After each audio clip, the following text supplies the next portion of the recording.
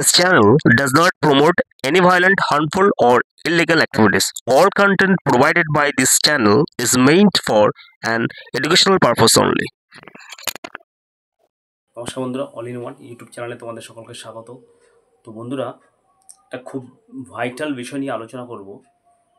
পহেলগ্রামে যে আমাদের ভারতীয় আমাদের সহযোদ্ধাদেরকে হত্যা করা হয়েছে, তার প্রত্যাঘাত আমাদের ভারতীয় দুই নারী যারা নিয়েছে, অর্থাৎ আমাদের সেনাবাহিনীর, আমাদের ভারতবর্ষের বাহিনী তারা এই প্রত্যাঘাতের ফলে পাকিস্তানের নটি জঙ্গি ঘাঁটি ধ্বংস করে দিয়েছে।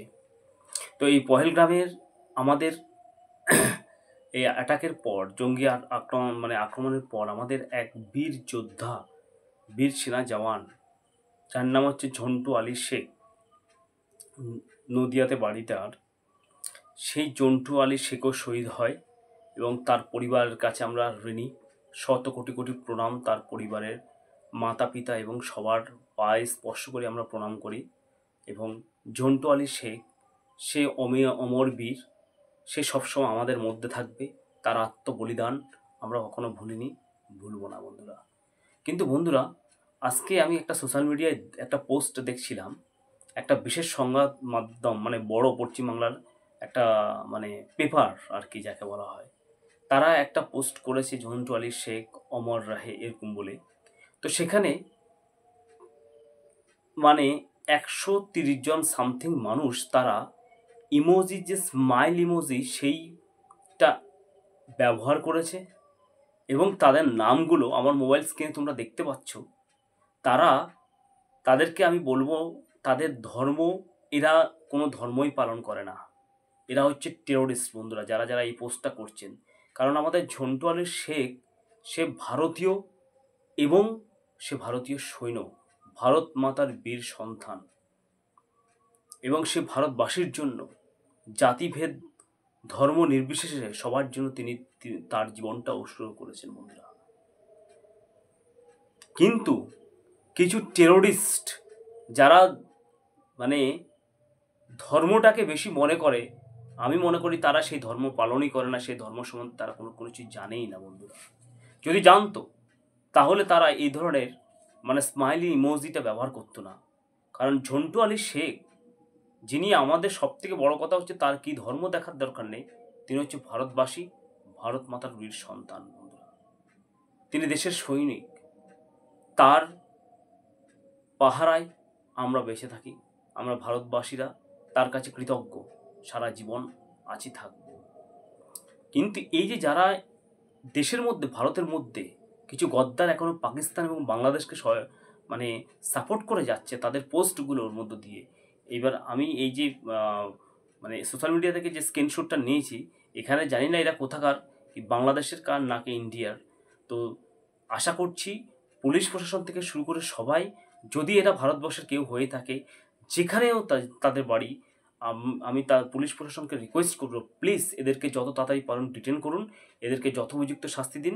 কারণ এরা টেরোরিস্ট। কারণ যারা একজন আমাদের ভারতীয় বীর শহীদ জওয়ানকে নিয়ে এই ধরনের উপহাস করতে পারে, তারা কখনো ভারতীয় হতে পারে না, এবং তারা জঙ্গি, তারা টেরোরিস্ট। এবং যদি এরা ইন্টারন্যাশনাল টেরোরিস্ট হয় বা বাংলাদেশের, আমার মনে হচ্ছে এরা বেশিরভাগ বাংলাদেশি, তো আমি মনে করি ভারত সরকারকে যথোপযুক্ত জবাব দেওয়া উচিত। যথোপযুক্ত সময় চলে এসছে, কারণ বাংলাদেশ এত পরিমাণে বেড়ে গেছে, পাকিস্তান থেকে মনে হয় এখন এরা বেশি বেড়ে গেছে, অত্যাধিক।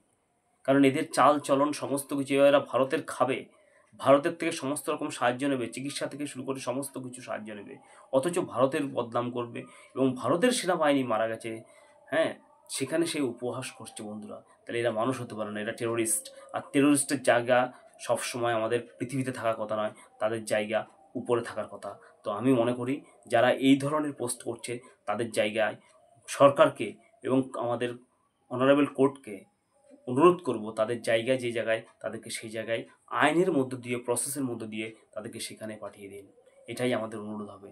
আর একটা কথা, আমাদের 142 কোটি ভারতবাসীকে এই সময় দেশের পাশে দাঁড়াতে হবে, দেশের সঙ্গে থাকতে হবে, সেনাবাহিনীর সঙ্গে থাকতে হবে, দেশের সরকারের সঙ্গে থাকতে হবে। জাতি ভেদ ধর্ম নির্বিশেষে সবাই আমরা দেশের পাশে দাঁড়াবো, দেশের জন্য জীবন উৎসর্গ করবো বন্ধুরা। এবং এই যে দেশের মধ্যে কিছু যদি গদ্দার যারা রয়েছে, তারা বিভিন্ন রকমের নেগেটিভ পোস্ট করছে পাকিস্তানের হয়ে, তাদেরকে যে কোনো মূল্যে ধরিয়ে দিন, পুলিশে কমপ্লেন করুন, তাদেরকে তাদের নামে কমপ্লেন করুন, তাদের দরকার হয় যে তারা কোথায় থাকে সেগুলো ডিটেন করুন। কারণ এদেরকে ছেড়ে দিলে পরের দিন এইখান থেকে যেমন একটা আগাছা থেকে আরও 10টা আগাছা হয়ে পুরো জমি ভর্তি হয়ে যায়, তেমনি এইভাবে তারা আগাছা হয়ে সারা ভারতবর্ষে ছড়িয়ে পড়বে। তাই জন্য আগাছাদেরকে কীভাবে যেভাবে করে কীটনাশক দিয়ে তাদের ট্রিটমেন্ট করতে হয়, সেভাবে ট্রিটমেন্ট আমাদের আইন করবে, আমাদের প্রশাসন করবে। শুধু আমাদের কর্তব্য হচ্ছে কি এদেরকে ডিটেন করা, এদেরকে ধরিয়ে দেওয়া, পুলিশে কেস করা এদের নামে এবং পুলিশের কাছে হস্তান্তর করে দেওয়া যেখানে থাকবে। তা আপনারা শুধু পাহারা দিন 142 কোটি ভারতবাসী মিলে যে কোথায় কি হচ্ছে না হচ্ছে সমস্ত ইনফরমেশন তথ্য লোকাল পুলিশ প্রশাসনকে দিন।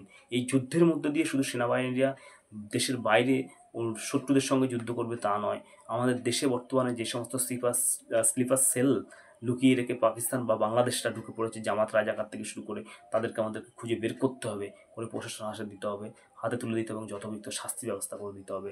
এবং আগেই যদি আমরা এই আগাছা এবং নর্দমা আমাদের ভারতবর্ষ থেকে উপড়ে ফেলে দিই, তাহলে ভারতবর্ষ এর মধ্যেই কিন্তু যে জঙ্গিবাদ, সেটা টেরোরিজম আমাদের দেশ থেকে যে আগাছাগুলো যারা সহায়তা করছে টেরোরিজমকে, তাদেরকে আমরা খুঁজে পুরো উপড়ে ফেলতে পারি, তাহলে আর কোনোদিন টেরোরিজম থাকবে না। কারণ বাইরে টেরোরিজমকে খতম করার জন্য আমাদের সেনাবাহিনী যথেষ্ট। তো বন্ধুরা, আজকে ভিডিওটা একটুখানি ভালো লাগলে লাইক এবং সাবস্ক্রাইব করুন। ধন্যবাদ।